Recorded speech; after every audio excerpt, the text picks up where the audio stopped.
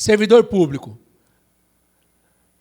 Muito que a gente falou até agora, ou basicamente, todo o artigo 57, ou grande parte do artigo 57 da Lei 8.213, 58 da Lei 8.213, se aplica ao reconhecimento do tempo para o servidor público. Quanto ao reconhecimento do tempo, seja pelas regras da Lei 8.213, seja regras pelo enquadramento, eu posso fazer pela legislação previdenciária do regime geral. Isso por quê? Por autorização posterior do Supremo Tribunal Federal. Como a gente verifica aqui, a redação originária do artigo 40, parágrafo 4º da emenda constitucional, ela trazia uma vedação expressa, que é vedada a adoção de requisitos e critérios diferenciados para a concessão de aposentadoria regidas por esse dispositivo. O artigo 40 da Constituição, ele rege especificamente os servidores públicos, ok? Então, para eles, havia uma vedação, a não ser que, em casos de atividades exercidas sob condições especiais que prejudiquem a saúde ou integridade física. Mas, para que isso fosse plenamente aplicável, essa regra não possuía aplicabilidade imediata ou autoaplicabilidade, autoexecutoriedade da norma, eu precisava de uma norma complementar infraconstitucional. Passados mais de 30 anos da Constituição, essa norma não veio. E o que aconteceu? Inúmeros sindicatos de classe utilizaram-se de um remédio jurídico, um remédio constitucional, um mandado de injunção, para quê? Para obter ou para que essa lacuna legislativa fosse preenchida com a legislação já então vigente para o regime geral. Eu poderia utilizar por analogia o que já estava sendo aplicado por regime geral, para quê? Para que essa norma, que essa ausência de norma do servidor público não fosse impeditivo para obter um benefício. A benesse já estava indicada em lei ou na Constituição. Eu não conseguia aplicar por quê? Por falta de integração de norma. Tá certo? Isso, por muitos e muitos, foram discutidos. E aqui eu trouxe dois exemplos, MI 721, MI 918. Esse 918, eu participei dele, eu, o Dr. Carlos, na época do sindicato. A gente tocou esse mandado de injunção, foi julgado a nosso favor na época do sindicato dos servidores públicos que a gente advogava, e foi um divisor de águas. Esse 721 e o nosso 918 foi um divisor de águas para quê? Para conseguir o reconhecimento administrativo. O mandado de injunção, ele não permite, não possibilita que o segurado vai se aposente pelo mandado de injunção. Ele possibilita que, ou permite que a administração ordene, que a administração aceite a análise da atividade especial com paralelo das leis integrativas, das leis análogas, no caso, a Lei 8.213. Tá certo? Então, isso por muito tempo, até que efetivamente sobreveio a súmula vinculante 33 do STF, que assim aplicou. Aplica-se ao servidor público no que couber as regras do regime geral. Ok. Então, o que eu aplico no regime geral, eu vou aplicar ao servidor público, sobre a aposentadoria especial do que trata o artigo 40, parágrafo 4º. Aqui que veio uma problemática no começo. Ele reconheceu, basicamente, o direito à aposentadoria especial. Não regrou ou não trouxe no corpo ou na análise dos precedentes da súmula vinculante 33 a possibilidade de conversão de tempo especial. E isso foi discutido e é discutido no Poder Judiciário até hoje. Até hoje. O entendimento majoritário é que é vedada a conversão de tempo especial do servidor público. Mas é evidente que há precedentes, e a gente já vai trazer aqui, eu já vou trazer eles. Só para deixar completa a nossa explanação aqui sobre o servidor público, sobre o seu regramento, a emenda 103 ela trouxe alteração no artigo 40. Ah, ok. E essa alteração, novamente, ela deixou a cargo da legislação complementar aqui. Poderão ser estabelecidos por lei complementar requisitos para concessão desse benefício. Ou seja, é vedada a adoção de requisitos ou critérios diferenciados para a concessão do regime próprio, ressalvados dispostos nos seus parágrafos. Os parágrafos 4º A, 4º B, e quinto, eles falam aqui sobre o professor, aqui sobre o deficiente, aqui sobre outra categoria. O nosso especial, da aposentadoria especial, o nosso ditame, está lá no parágrafo 4º C. Poderão ser estabelecidos, por lei complementar, do respectivo ente federativo, idade e tempo de contribuição diferenciado. Caso seja, e com requisito de comprovação da efetiva exposição a agentes químicos, físicos, biológicos, prejudiciais à saúde ou associação de agentes, não mais integridade física, ou seja, requisitos idênticos aos que a emenda constitucional 103 trouxe também para o regime geral de previdência. A questão é, poderá ser instituído por lei complementar.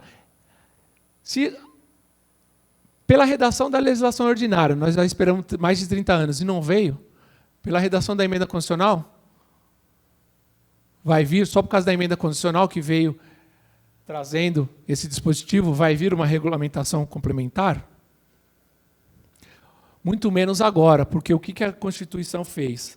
A própria emenda constitucional, em seu corpo, ela já trouxe o regramento provisório, ou que regra transitória, aquela regra que vai estar vigente até que sobrevenha a lei efetiva e regulamente a matéria. E ela trouxe especificamente para o servidor público, com amparo no artigo 40, parágrafo 4º C, o artigo 10, parágrafo 2º, 2 da emenda constitucional 103, que é essa regrinha de aplicação provisória que eu estou falando, que para o servidor público se aposentar de forma especial, é necessária uma idade mínima de 60 anos para ambos os sexos, sem distinção, 25 anos de tempo de contribuição de efetiva exposição, ou seja, a exposição aqui não será escalonada como é no regime geral, 15, 20 ou 25 anos. Só veio a previsão para exposição ou para reconhecimento da aposentadoria especial pelo exercício de atividade profissional com legítima exposição e comprovação a partir dos 25 anos dessa exposição. 10 anos de efetivo exercício de serviço público. 10 anos de serviço público. Mas como que eu vou ter 10 anos de serviço público, só 10 anos, se eu preciso comprovar 25 de exposição especial? E eu não posso converter tempo. Ora, você não vai converter o tempo, você vai utilizar tempo especial de outro regime. Isso é permitido. O que não é permitido é a conversão do tempo. Eu utilizar tempo especial de regime diverso para agregar ao meu regime, eu posso. Tá? Seja o caso de ex-servidor, né? Ex-servidor seletista, né? Que é, por exemplo, que a gente tem como paradigma 10 de dezembro de 1990, com a criação do regime jurídico único do servidor público federal, da Lei 8.112 de 90. Antes dessa data, eles eram seletistas. A partir dessa data, eles se transformaram, alçaram para cargo público. E o servidor que estava como seletista, ele foi transmutado para cargo público, se eu poderia aceitar aquele período anterior, que era seletista como especial.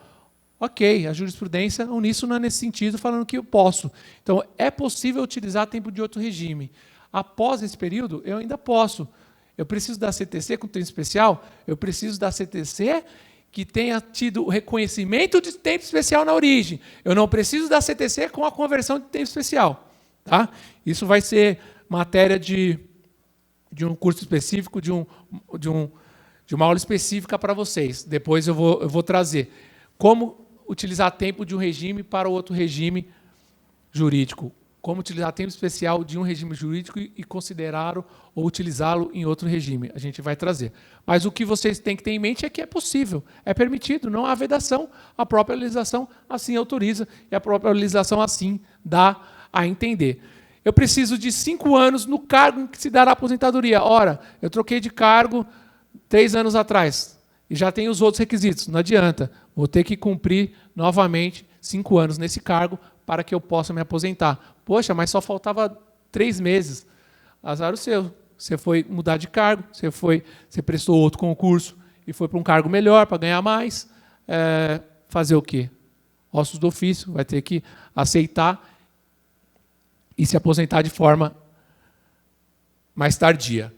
O cálculo, o servidor público também não mais, ou desde 2004, ele não mais, já tinha previsão de cálculo pela média aritmética, né?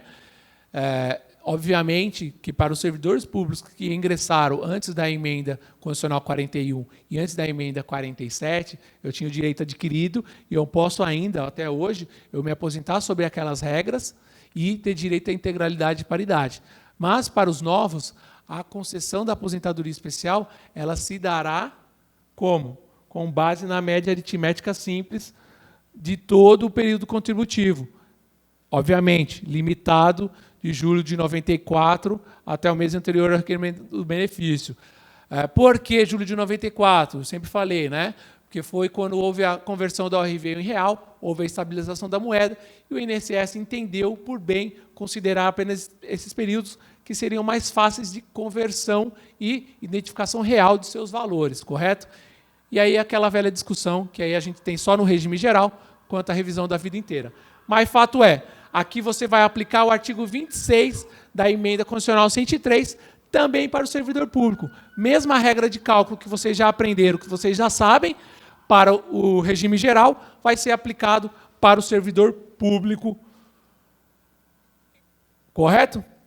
Regra de transição da aposentadoria especial, artigo 21. Soma resultante da idade do tempo de contribuição. Como a gente viu do regime próprio, do regime geral, desculpa, tem também uma regra de transição para o regime próprio. E essa regra de transição para o regime próprio, ela também utiliza o mesmo pontuador 86. Ou seja, para se obter uma aposentadoria exclusivamente com 25 anos de disposição, com 25 anos de disposição de tempo especial e 25 anos de contribuição, eu tenho que ter 61 anos de idade. Caso eu queira me aposentar com idade reduzida ou menor que essa, eu tenho que trabalhar mais, seja comum, seja especial. Ou as minhas atividades sejam diferenciadas, com aposentadoria inerente a 20 anos ou aposentadoria inerente a 15 anos. O que muda aqui aos 15 anos é o quê? Porque a regra de cálculo ela dá um acréscimo de 2% dos proventos, que o provento básico é de 60%, ele dá um acréscimo de 2% a cada ano acima dos 20, correto? Essa é a regra geral. Porém, como aqui a pessoa não teve nem opção ou possibilidade de trabalhar 20 anos, essa regra é reduzida. Então, ela vai ter um acréscimo de 2% acima dos 15 anos, trabalhados de forma especial, apenas se você se aposentar sobre essa vertente, ou seja, sobre atividades que sejam a exposição especial aos 15 anos, mineiro de subsolo. Nem sei se tem servidor público nesse ramo de atividade, mas se existir, assim que vai ter que ser realizado o seu cálculo de aposentadoria.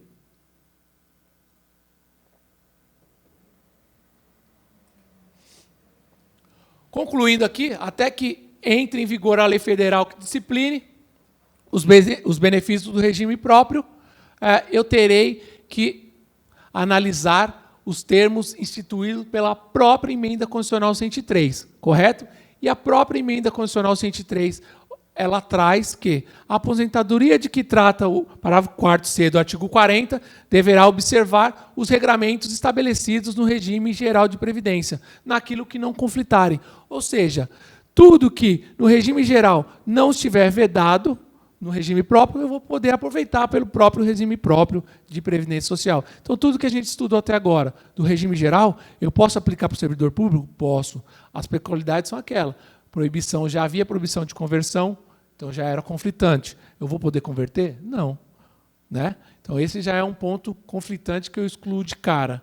Né? E aí, sempre que houver algum outro elemento conflitante, ou, por exemplo, no serviço público, como dito, eu preciso de 5 anos mínimos no cargo. Ok. No RGPS não tenho essa limitação. É conflitante? É. Então, eu preciso identificar e seguir o regulamento do regime próprio. O que não for conflitante o regime geral, eu utilizo. O que tiver de especificidade no RPPS, eu utilizo o regulamento do RPPS. Beleza? E aqui, para a gente finalizar, a questão da conversão de tempo, teve um voto, esse voto é de 2015, do ministro Roberto Barroso. Esse mandado de junção, ele não terminou, ele está com vista, não sei se é o Gilmar Mendes, Foi pedido de vista para algum outro ministro. Só que o Barroso ele colocou o quê no seu voto? Olha o entendimento que ele esposou.